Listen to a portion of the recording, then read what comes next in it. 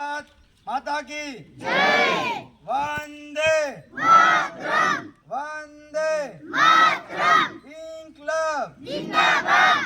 चेतर भाई वसोसा तुम आगे बढ़ो, हमारे साथ हैं। चेतर भाई वसोसा तुम आगे बढ़ो, हमारे साथ हैं। खूब खूब धन्यवाद। आज रोज जालिया गामे डोर टू डोर प्रोग्रामની અંદર એક બેઠકનું આયોજન કરવામાં આવેલું અને બેઠકની અંદર આપણે સૌ ચર્ચા વિચારણા કરતા આપણે અહીં જાણવા મળ્યું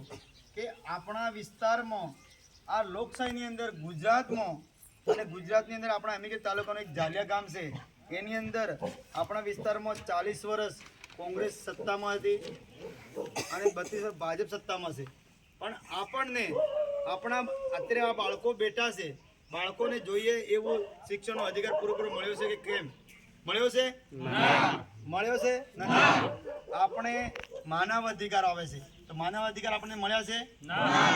આ આપણી માતા ઊભી છે મહિલાઓ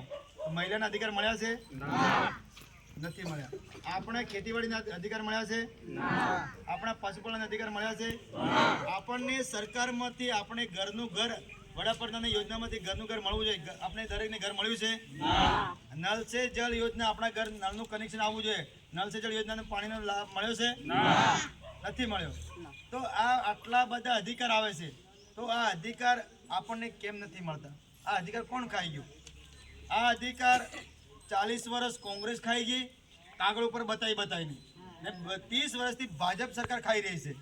તો આપણે આ બંને સરકારો કોંગ્રેસ ને ભાજપ ભેગી થઈ આપણા કોઈના ઘરો ખાઈ ગયા કોઈ બાથરૂમ ખાઈ ગયા કોઈના સંડાસ ખાઈ ગયા કોઈના રોડ રસ્તા ખાઈ ગયા કોઈના પુલ્ય ખાઈ ગયા ચેકડેમ ખાઈ ગયા હજી આ લોકો આપણે જોડે ખાવાનું જ રાખે છે આપણને અધિકાર મળતા નથી આપણે હવે કંટાળી ગયા છે આપણે હવે જલ જંગલ જમીનના અધિકારો પણ ખાઈ રહી છે તો આપણે હવે કંટાળ્યા કે નહીં કંટાળ્યા તો આપણે હવે આ કોંગ્રેસ અને ભાજપમાંથી સરકાર બદલવી પડે કે નહીં બદલવી પડે તો આપણે હવે કઈ સરકાર લાવીશું આમ આદમી પાર્ટી બોગરાવાળી કેમ લાવીશું આપણે હક અધિકાર લેવા માટે આપણા લોકશાહીની અંદર લોકોને હક અધિકાર મળવા જોઈએ માનવ અધિકાર મળવા જોઈએ આપણે આજે માતાઓની અધિકાર નંબર કેવી હાલત થઈ આપણા ભાઈઓની કેવી હાલત આ હાલત કોને કરી કોંગ્રેસ ને ભાજપ એટલે આમ આદમી પાર્ટી સરકાર બનાવવા માટે બધા તૈયાર છો હાથ ઊંચો કરો તો ખબર પડે બધા તૈયાર છો પક્કા આપણે આમ આદમી પાર્ટી સરકાર માનવા માટે આટલાથી સરકાર આપણે બધાને વાત કરવી પડશે ગામમાં જઈને કહેવું પડશે મામા ફુવાને કહેવું પડશે અને કોંગ્રેસ વાળા શું કહેતા ખબર ભાજપ વાળા અમે તો તમારે જેટલું ફરવું એટલું ફરો રાજુભાઈ અમે તો આ લોકો જોડે ચૂંટણી આવશે એટલે દારૂ આલી દઈશું ચવાણું આલીશું 100 રૂપિયા આલીશું 500 રૂપિયા આલીને તમારા જોડેથી વોટ લઈ લઈશું તો આપણે હવે ચવાણું ને 100 રૂપિયા દારૂમાં આપણી હાલત કેવી ખરાબ કરી હવે આ કોંગ્રેસ ને ભાજપના વોટ આલાય હવે કમળમાં ને પંજાબમાં વોટ કરવાનો નહીં અને કેમ કે નહીં કરવાનું અને એને કહેવાનું હે ભાઈ તમે આ છો અમારા 40 વર્ષ તમે રાજ કર્યું અમને અમારા અધિકાર કેમ નથી આપ્યા ભાજપ વાળાને કહેવાનું તમે અમને અધિકાર કેમ નથી આપ્યા અમારા ગામમાં રોડ નથી સ્કૂલ સારી સ્કૂલ નથી રસ્તા નથી રોજગાર નથી તમે અમને લખી આલો ગેરંટી આલો પહેલાં તમે કોંગ્રેસ વાળા ભાજપ પહેલાં અમે મારું કામ કરી આલો પછી તમારા પર વિશ્વાસ મૂકીશું હવે તમારા પર વિશ્વાસ આપતો નથી અમારે તમને જોઈતા નથી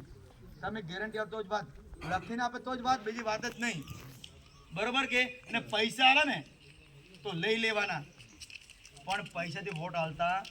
નહીં એ પૈસા આપણા જ આવે જો કદાચ એને કામ કરવું હોય તો આ પૈસા શા માટે હાલે એને આપણને લૂંટવા છે આપણને ખરાબ કરે એટલા માટે પૈસા લે એટલે પૈસાથી કે દારૂથી વ્યવહાર કરતા